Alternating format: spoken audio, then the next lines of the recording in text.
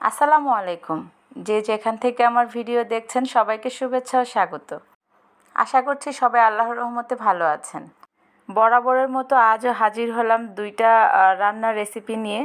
আজ আমি শেয়ার করব রুই মাছ দিয়ে পটল, আলু, ঢেঁড়স, টমেটো দিয়ে মিক্সড একটা তরকারি, যেটা গরমের মধ্যে খুবই স্বাস্থ্যকর বলে আমার কাছে মনে হয়।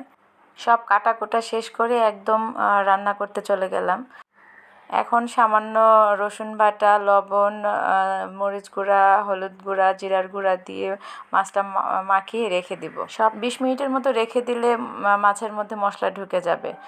কড়াইতে তেল দিয়ে তেল গরম হলে মাছটা দিয়ে ভালোভাবে মাছটা ভাজবো। মাছটা আমি একটু তরকারি রান্না করলে কমই ভাজার চেষ্টা করি, কারণ বেশি ভাজলে মাছ শক্ত হয়ে যায়, পরে আর টেস্ট ভালো থাকে না। লোহার কড়াইতে ভাজাভাজি করলে যেমন স্বাচ্ছন্দ্যে ভাজাও যায়, তেমন পুষ্টিগুণও ঠিক থাকে।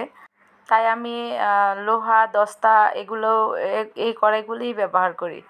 ননস্টিক দেখতে সুন্দর, কিন্তু স্বাস্থ্যসম্মত না। শুধু ভিডিও বানানোর জন্য ননস্টিক ব্যবহার করা আমার কাছে যুক্তিসম্মত বলে মনে হয় না। আরেকটি চুলায় কড়াই বসিয়ে মাছ ভাজার যে তেলগুলো আছে সেটাই আমি দিয়ে দিলাম। তারপর পেঁয়াজ দিয়ে দিলাম।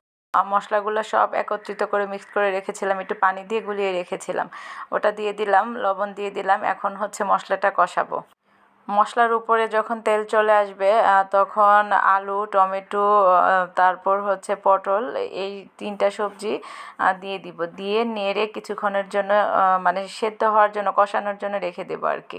অনেকেই টমেটোটা রান্নার পরে দেয়, আমি হচ্ছে একসাথে দিয়ে দিই, কারণ টমেটো কাঁচা কাঁচা থাকলে মানে একটু মানে শক্ত থাকলে আমার মেয়ে খেতে চায় না তরকারি, আবার ঝোলের সাথে মিক্সড হয়ে গেলে তখন ও সুন্দর মতো তরকারি খায়। এখন কষানো হয়ে গিয়েছে, এখন একটু ঢেঁড়স দিয়ে হালকা একটু নাড়াচাড়া করেই তরকারির একদম পানি দিয়ে দিব।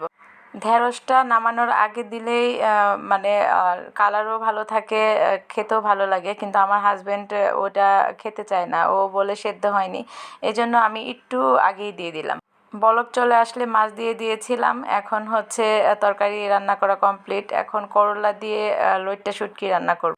কড়াইতে তেল দিয়ে পেঁয়াজ দিয়ে তারপর শুটকি একসাথে দিয়ে ভেজে নিয়েছি। এরপর হচ্ছে রসুন বাটা দিয়েছি। রসুন বাটা একটু ভাজা হয়ে গেলে তারপর যত গুঁড়া মশলা আছে সেগুলো দিয়ে দিয়েছি, যেমন জিরার গুঁড়া, মরিচ গুঁড়া, হলুদ গুঁড়া, এরপর সামান্য লবণ দিয়ে তারপর হচ্ছে কষিয়ে নিয়েছি মশলাটাকে। মশলা আর শুটকি একসাথে কষানো হয়ে গেলে তারপরের মধ্যে হচ্ছে করলা আর আলু দিব। এটা হচ্ছে আমার জন্য বিশেষ করে রান্না করছি, সাথে আমার হাজব্যান্ড একটু খাবে, ও করলা তেমন পছন্দ করে না। আমি মানে একটু বলে কয়ে একটু যতটুকু খাই আর কি, আর বাকি আমিই খাই। এই তো আমার সিম্পল 2টা রান্না কমপ্লিট। আল্লাহ হাফেজ।